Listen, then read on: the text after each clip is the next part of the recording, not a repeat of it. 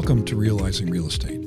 Each week we will be issuing a new edition, an interview with an investor, developer, business leader, government official, scholars, and others, all who in some way impact the world of real estate and the quality of your investment. Real estate has many facets. We will explore many of them in these brief podcasts. Every one of our guests will be interviewed in greater depth and length on our weekly radio show, Our House, which is broadcast every Saturday at 9 a.m. on WBEN 930 a.m. and 98.5 FM HD3 in the Buffalo Niagara Marketplace, but is accessible anywhere in the world on the Odyssey app or at WBEN.com. All of Realizing Real Estate podcasts are available at the iTunes Store, and our House radio shows are archived on our blog at huntrealestate.com. Join us every week and give us your feedback and suggestions for future topics, also at huntrealestate.com.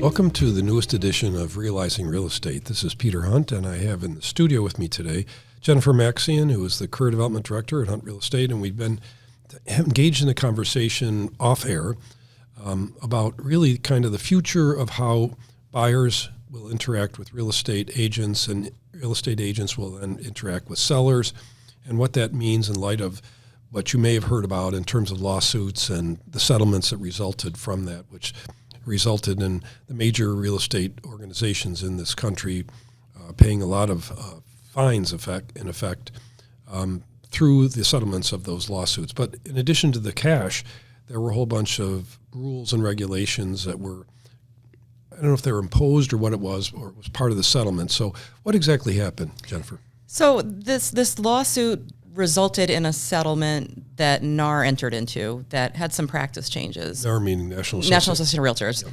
That resulted in some practice changes for the real estate agents that are in the profession in the hopes to make the whole thing more transparent for consumers. I think the goal was to make the whole commission compensation piece of it a little more transparent. In the past, anyone who's sold a house knows that the listing agent negotiated a percentage for which they would get paid in order to sell the house. Seller. With the seller. They negotiated a percentage, and they shared some of that compensation with a buyer's agent. Oftentimes, the seller didn't know they were paying a buyer's agent, didn't know how much they were paying a buyer's agent. Buyer's agents didn't know how they were getting paid. Wait a second here. Realistically speaking, it was very transparent. When I listed a house, and we've listed lots and lots of houses, it would be put into the MLS system with the offer of compensation to cooperating brokers. The MLS system itself is one of the most efficient systems for buying and selling real estate that has ever been created, and that goes back 80 years or more in some communities. So that the argument that the buyers or sellers didn't know who was being paid what is nonsense. Because there was a customary commission that they were one of the legitimate criticisms is that the concept of a customary commission could appear to be price fixing in effect. Sure. Or cartel, where the brokers are getting together and say we're all going to charge the same thing. That never happened, by the way. Of course not. As a matter of fact, we were in every meeting that I've ever been in, whether it's been brokers locally or across the country, the first thing we do is have an agreement in writing that says we're not going to discuss these things. And it's on record. And if somebody opens their big mouth, they're immediately shut off. So this whole thing that it wasn't transparent.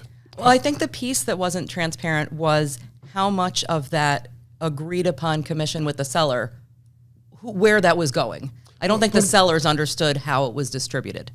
Well, they would get a copy of the listing agreement, and in our case, case, listing agreements broke that down. Not every listing agreement out there did. Ours did. But assuming it didn't, oftentimes an owner of a house that's for sale will go to the MLS or go to a website and look, and that offer of compensation is right there, which they had to sign. So I mean, it wasn't like they couldn't find it. It was there. It was available. And generally speaking, at least the conversations I've had with sellers forever. They say, how does this work? And a very simple discussion is, you agree to pay us, and we make an offer to every other broker that we work with so that we so that we can say to you that we're giving you market value, or we're getting you market value. And the only way we can do that is by exposing it to the entire market. The market, for the most part, is controlled by the brokerage community. So, I mean, I hear what you're saying, and, you know, I understand what the lawyer said, and I read some of that testimony, and, I mean, it makes smoke come out of my ears, because it's just, I think there was a very poor defense on the part of the National Association of Realtors. Absolutely. I think that to some extent it's made it more complicated now. Oh, to some extent, do you think so? I think that look what's happening in the marketplace.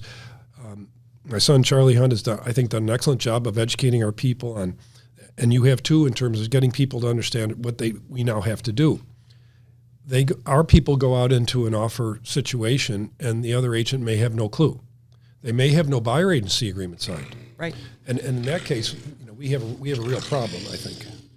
So let's go back to the whole issue of what really the practices are like now. Sure. So what's interesting is if you read any of the news articles that came out when this was going on, there was so much disinformation out there. And one of the things was, sellers aren't going to pay buyer agent commissions anymore. Well, guess what? Sellers often realize the value of offering that compensation to a buyer's agent that brings a buyer to their house. And I think we're seeing that most sellers still are offering that. It's a choice. It's always been a choice. The ones that don't, and this is something I don't understand, do they think they're going to save that money? Or is it the assumption is that the buyer is going to willingly pay that, whatever it is, when in fact, if you look at how we value real estate today, we value it based upon comparable sales. That's one methodology. There's replacement cost, and which is irrelevant really. But the fact of the matter is, most of the time we're looking at reasonable comparables to the house we're looking at.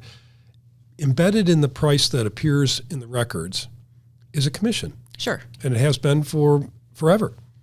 So what does the seller think? That all of a sudden they're going to get that difference, that whatever the buyer's going to pay, they're still going to pay the market price for the house and a commission on top of that. That's what they think, but that's not reality, right? Because the buyer knows as much about the value as the seller does. Sure, and oftentimes, you know, when a buyer, especially a buyer who's putting a down payment down, mortgaging the property, they may not have an extra chunk of money laying around.